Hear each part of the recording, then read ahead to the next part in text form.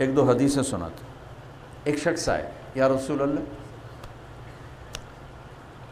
میرے پاس کچھ مال ہے آج کل، تو کیا اللہ کے راستے میں خرچ کر کے مجھے اللہ کی راہ میں جانے والے کا اجر مل سکتا ہے؟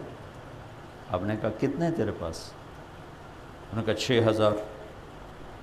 تو پہلی صدی میں 6000 بہت بڑی دولت ہے، ٹھیک، آج کا 6000 نہیں۔ تو میرے نبی نے کیا فرمایا کہ تو سارا خرچ کر دے اللہ کے راستے میں، سارا۔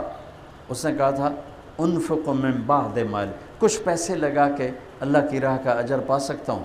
تو میرے نبی نے فرمایا، غور سے سنو، کہ تو سارا مال خرچ کر دے تو جو اللہ کے راستے میں سویا ہوا ہے اس کے اجر کو بھی نہیں پا سکتا۔ ایک تو گشت کر رہا ہے، ایک دعوت دے رہا ہے، ایک تعلیم کرا رہا ہے، ایک بیان کر رہا ہے، ایک ذکر کر رہا ہے، ایک تہجد پڑھ رہا ہے، اور ایک سویا ہوا ہے۔ تو میں قربان جاؤں، اس راستے کی کیا قیمت ہے کہ میرے نبی نے کہا جو سویا ہوا ہے نا تو اس کے اجر کو بھی نہیں پا سکتا۔ کیا ہوا؟ ایک عورت آئی، یا رسول اللہ میرا خامد اللہ کے راستے میں ہے، تو مجھے کوئی عمل بتائیں مجھے بھی اس کے برابر ملے۔ بیوی کو برابر ملتا ہے جب وہ خوشی سے تیار کر کے بھیجتی ہے، اسے برابر ملتا ہے۔ اس نے عمل پوچھا، کوئی عمل بتائیں، تو اب سنو، میرے نبی نے فرمایا بی بی مصلی تے چڑھ جا، واپس جب تک نہیں آتا تو انہیں مصلی نہیں چھوڑنا، اور روزہ رکھ، اور جب تک وہ واپس نہیں آتا تو انہیں افطار نہیں کرنا، اور ذکر شروع کر جب تک وہ واپس نہیں آتا تو انہیں تسبیح ہاتھ سے نہیں رکھنی۔ وہ کہنے لگے یا رسول اللہ بھلا یہ کون کر سکتا، یہ تو ناممکن ہے یا رسول اللہ۔ سبحان اللہ۔ میرے نبی نے فرمایا ولو تو وقت، فرض کرو تو ایسا کر جائے، تجھے اللہ ایسی روحانیت دے دے کہ وہ 6 مہینے نہیں آتا تو 6 مہینے نفل پڑتی رہے، تیرا اتنا لمبا وضو چل جائے کہ 6 مہینے ٹوٹے ہی نہیں، 6 مہینے روزہ ہی نہ افطار کر، 6 مہینے تسبیح نہ چھوڑ، تو والذی نفسی بیدہ ما بلغت العشیر من عملہ، مجھے اس ذات کی قسم جس کے قبضے میں میری جان ہے، تو اس کے عمل کا 1000واں حصہ بھی نہیں پا سکتی۔ یہ تو ویسے ہی ناممکن ہے، لیکن اگر فرض کرو میرے نبی ایسا ہو جائے تو بی بی 1000واں حصہ بھی نہیں پا سکتی۔ اللہ نے ہمیں وہ خوبصورت کام،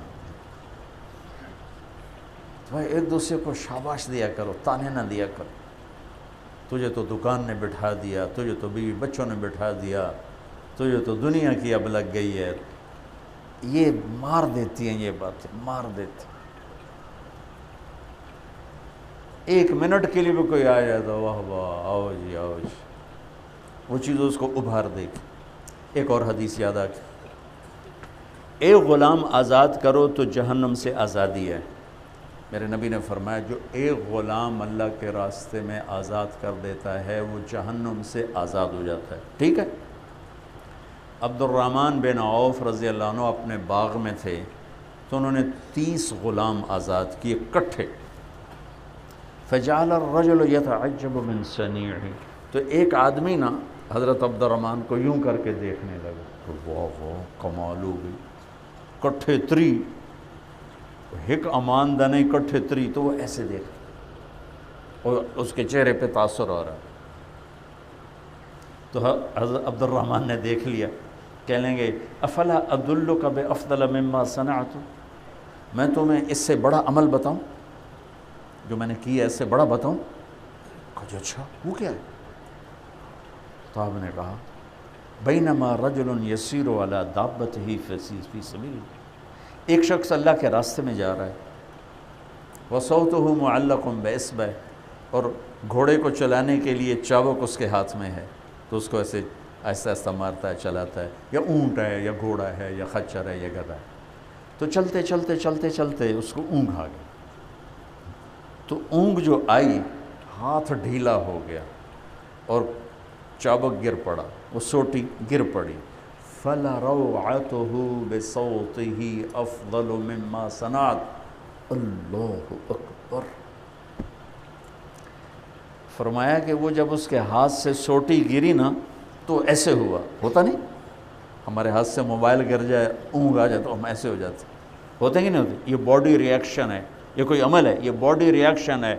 میں قربان جاؤں اس راستے کی قدر و قیمت پر۔ عبد الرحمن کہنے لگے اس کا یوں ہو جانا اللہ کے راستے میں میرے 30 غلام آزاد کرنے سے بڑا عمل ہے۔ تو آپ تو 24 گھنٹے کے لیے آئے بیٹھے ہو، کون اس کا حساب لگا سکتا؟ سبحان اللہ، کیا خوبصورت اللہ نے ہمیں گئے گزرے دور میں یہ محنت عطا فرمائی۔